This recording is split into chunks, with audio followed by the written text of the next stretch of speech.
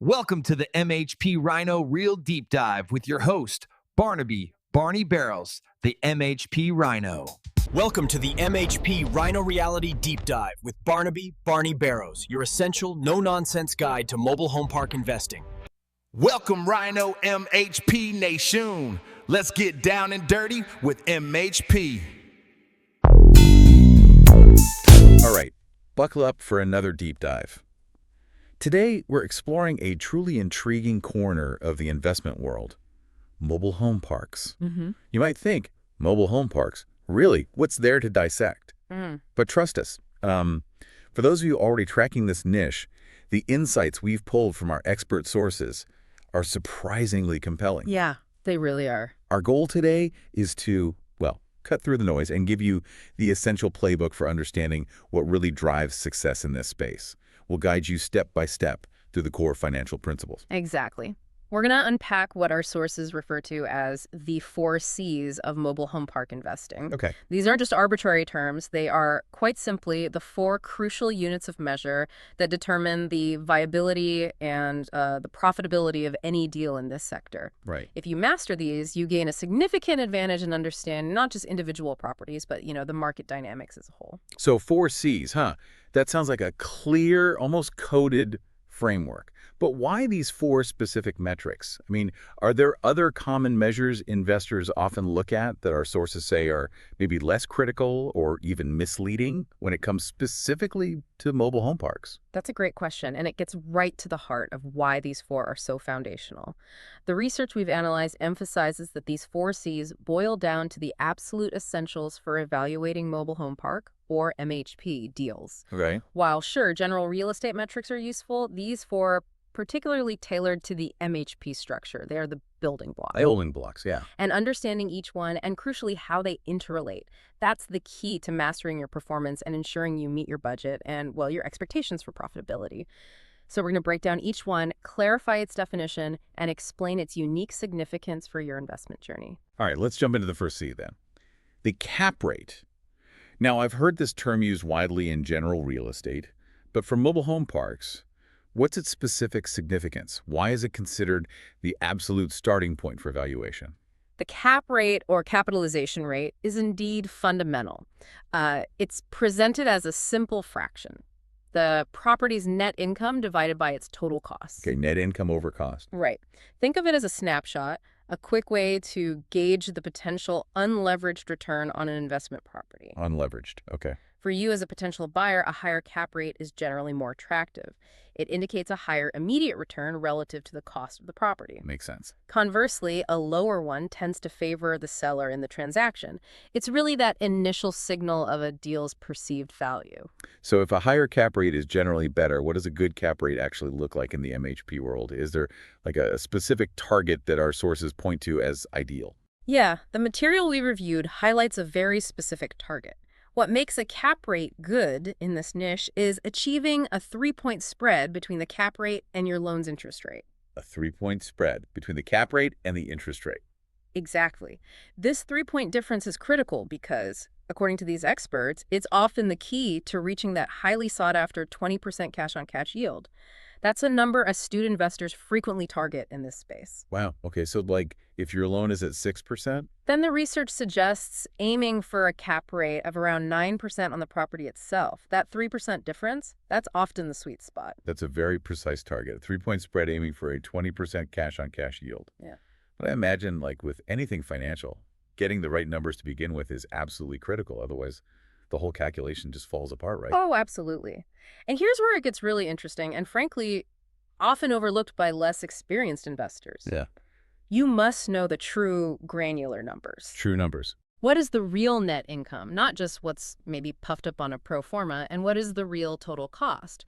Making absolutely sure to include any capital improvements needed immediately after you buy it. Right, the hidden costs. Exactly. Our sources often joke that the difference between an amateur and a seasoned investor in this space is whether they've ever found a surprise capital improvement after closing a deal. Ouch.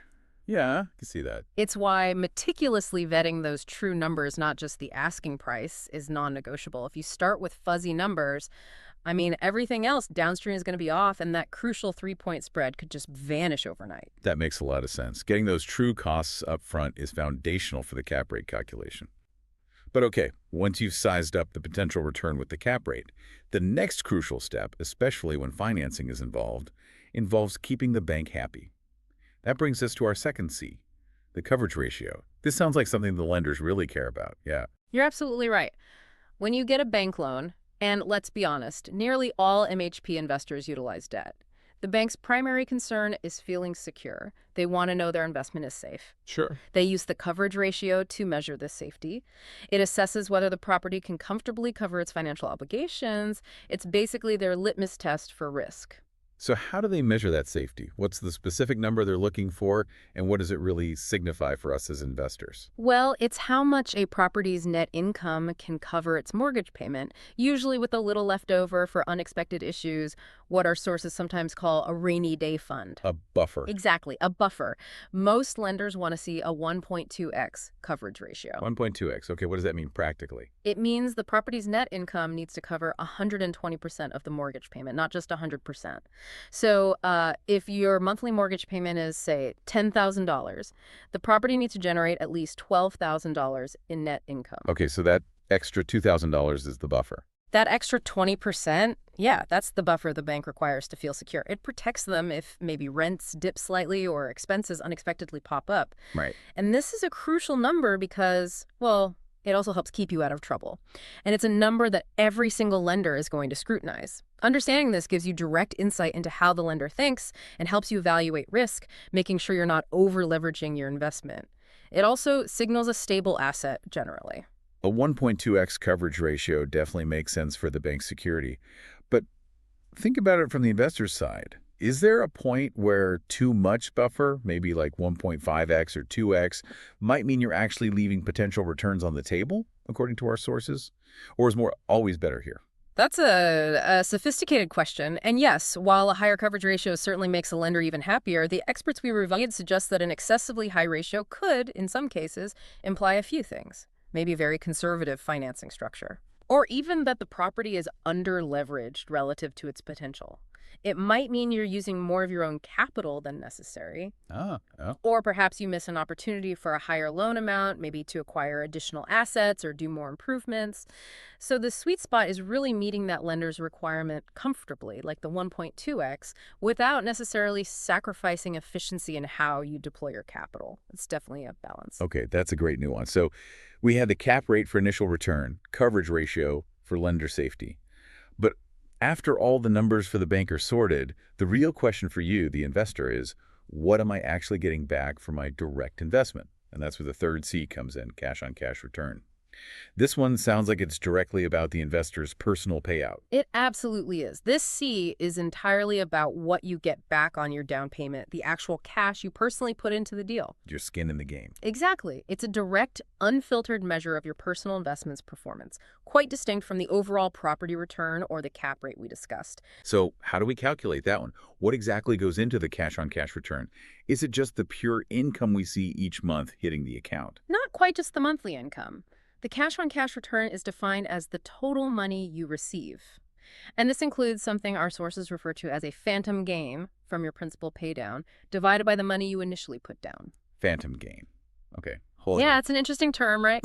But what's fascinating here is the potential return it points to. Our sources provocatively ask, can you name another investment that consistently yields 20% or more like a well-run mobile home park? Now, that highlights the potential for really substantial returns on your own capital in this specific investment type, especially when structured correctly. But that phantom gain is part of the calculation. Okay, phantom gain. That sounds intriguing, almost mysterious. Can you break down what our sources mean by that, and why is it so important for understanding the overall return, not just the cash in hand? Right. It's a vital concept because it broadens how we define return beyond just, immediate cash. That phantom gain from principal paydown refers to the portion of your mortgage payment that goes towards reducing the loan's principal balance. Ah, the part that's building equity. Precisely. Our sources explain that this acts like an enforced savings account. So, for example, if you pay down, say, $1,000 in principal this year, That's $1,000 in equity you've effectively gained. Right. You're getting it back in the long run, even if it's not immediate cash in your hand today. It's a form of wealth creation and equity buildup that significantly adds to your total return over time. Okay, that makes sense. And it raises an important question about how we define return. It's not just about the immediate cash flow hitting your account, but also about building that long-term equity and ultimately your net worth. Now, back to that 20% figure. Our sources mention that well-run mobile home parks can consistently yield 20% or more cash on cash. That's a bold statement, especially in today's market. Does the research offer any caveats or specific market conditions where hitting that 20% might be harder? Or is it really presented as a consistent benchmark?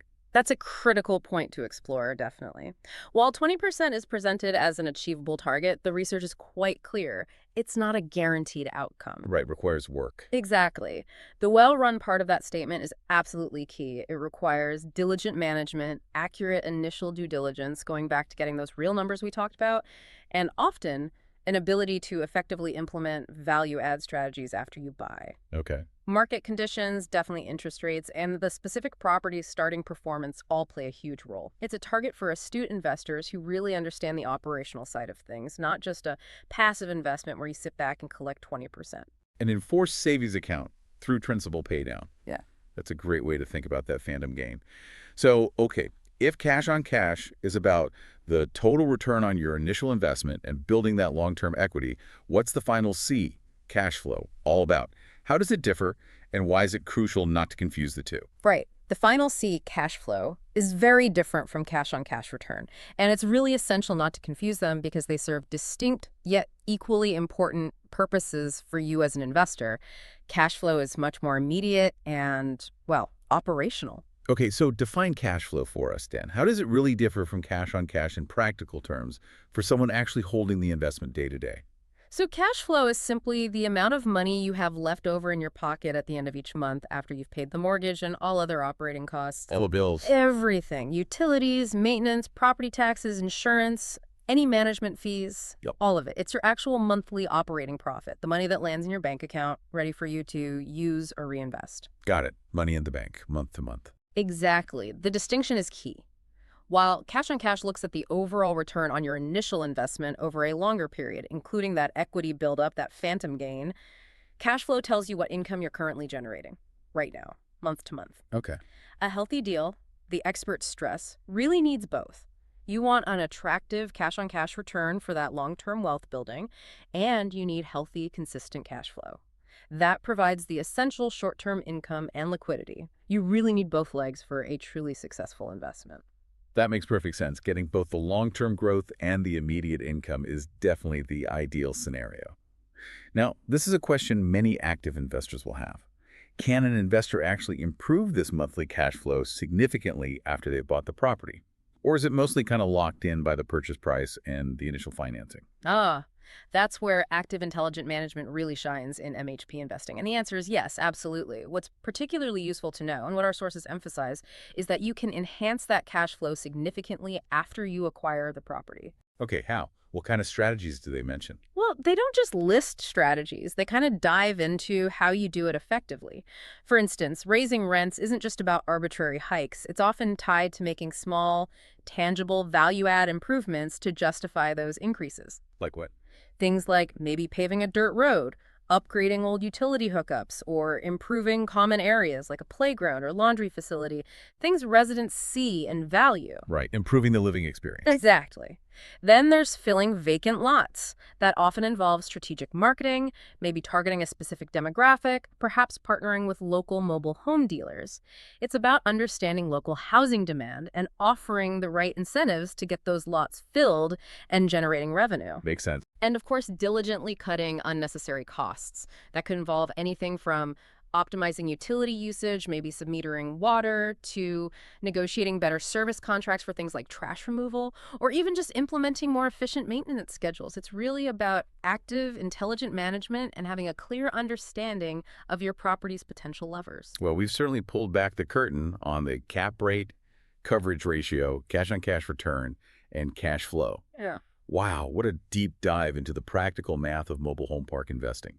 It's really clear these aren't just isolated metrics, are they? They're truly interconnected pieces of a much larger and very practical financial puzzle in this specific niche. Absolutely. The research makes it abundantly clear. Mastering these 4 Cs is presented as the key to mastering your performance and ensuring you actually meet your budget and expectations in MHP investing. It's about looking beyond just the surface numbers, Yeah. Understanding the true financial health and the real potential of a deal from multiple angles. It gives you a holistic, actionable view of the investment, not just one number. So, for you listening, whether you're actively evaluating investment opportunities in this space, or maybe just curious about how these assets are analyzed by the pros, understanding these 4 Cs, cap rate, coverage ratio, cash on cash, and cash flow, gives you a powerful foundational framework. It helps you assess the viability and potential return of any mobile home park investment that comes across your desk. And this raises an important question, maybe something for you to ponder after this. How might understanding these detailed financial metrics in one specific niche, like mobile home parks, change the way you evaluate any other potential investment? Good question. Whether it's stocks or maybe other types of real estate or even thinking about starting a small business. Think about which of these Cs might apply, perhaps in different forms elsewhere, and what other critical Cs or unique metrics might exist in those different fields that are just as essential to their success. This framework of deep financial analysis, it can be applied far beyond just mobile home parks. It really prompts you to dig deeper, doesn't it? To find the true drivers of value, whatever the investment may be.